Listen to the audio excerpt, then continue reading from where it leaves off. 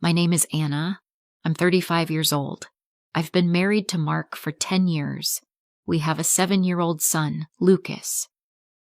We used to be close. We used to be happy. But now, something feels different. For the past few months, Mark has changed. He comes home late, eats quietly, watches TV, and goes to bed. On weekends, he says he has meetings or goes to play golf, and sometimes he locks himself in his home office. He always says, "I'm busy." I used to help him with his documents and finances, but now he refuses anyone's help. He says, "I don't trust anyone." At first, I didn't notice the change. It started small. He stopped asking about my day, started keeping his phone face down, and some nights he whispered on calls outside, saying, "It's just work." We had little traditions before. We made Turkish tea every night, sat together, laughed, and looked at each other with love. Now there's silence. No tea, no talks, no us. Last week, I sent Lucas to my mom's house. "Why, Mommy?" he asked, holding his little toy car. "Because I want to spend time with Daddy," I said, forcing a smile.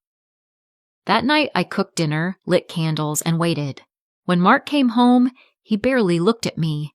"Hi," I said softly. "Hey," he replied, eyes still on his phone. He ate in silence and went straight to bed. I sat in the kitchen, staring at the clock, my tea growing cold.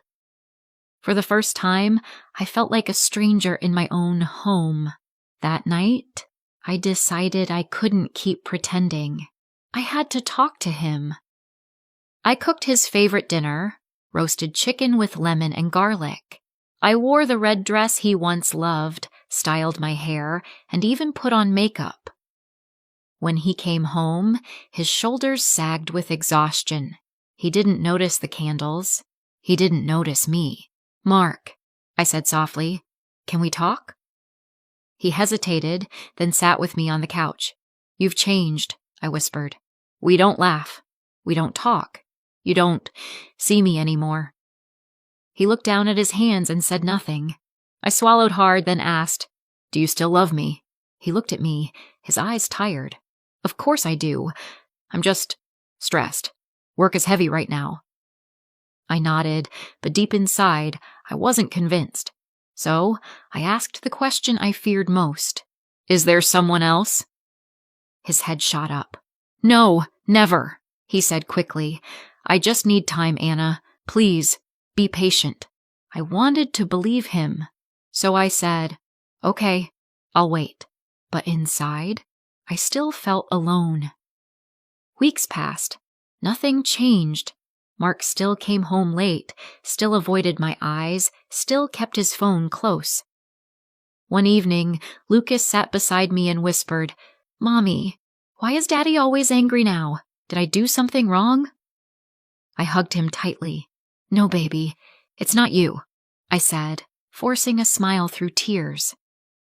I tried to plan a weekend trip for us. Mark said, "Not now, Anna. Maybe next month." That night, I sat in the dark, holding our wedding album, tracing our smiles with my fingers, wondering, where did we lose each other? A week later, I sent Lucas to my mom's again. I thought maybe we could reconnect, but when Mark came home, he went straight into his office without a word.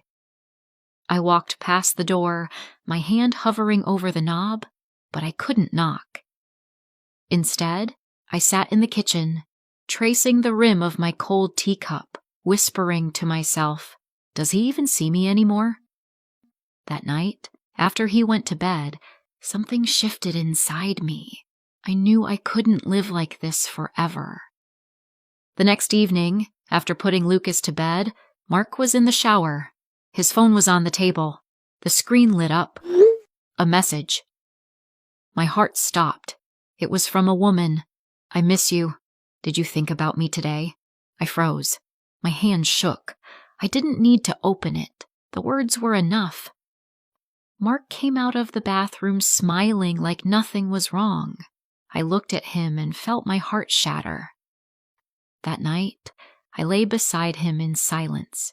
He slept peacefully. I cried quietly, drowning in a heartbreak only I knew existed.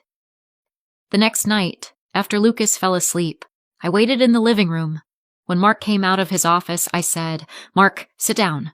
We need to talk." He frowned. "Anna, I'm tired. Can we—" "No," I interrupted. "Now." I placed his phone on the table. I saw the message. His face went pale. "It's not what you think," he stammered. "Not what I think?" My voice shook. "She says she misses you. She asks if you thought about her today." He rubbed his forehead. "It was just talking. I was stressed. I needed someone." "Someone!" I cut him off, tears burning my eyes. "Not your wife? Not the woman who stood by you for 10 years? He sighed heavily, lowering his gaze. "I didn't mean for it to go this far. I'm sorry, Anna." I stared at him, my chest tight. "You looked me in the eyes. You told me to wait. I trusted you. Do you know what that did to me?" He whispered, "I never stopped loving you." I shook my head slowly. "No, Mark. Love isn't this. Love isn't secrets. Love isn't making me feel invisible." Silence filled the room. Two people who once shared everything, now strangers.